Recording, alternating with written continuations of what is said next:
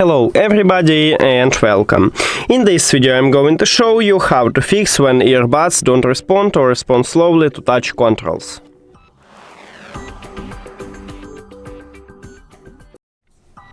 Firstly, make sure that you tap at the touch controls. The touch controls located at the back side, at the top, right here, and right here we have a touch controls.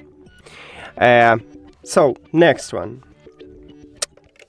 Sometimes it happens if touch controls set to none.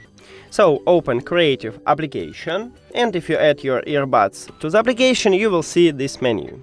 Then go to Custom Buttons, and right here, as you can see, we have none. So, if you have the same, just select something else and check it. Is it fix your problem?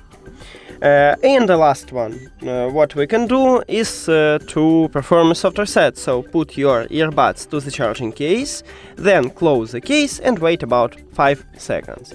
After that, open the charging case and your earbuds will reconnect to your phone, so it should fix your problem.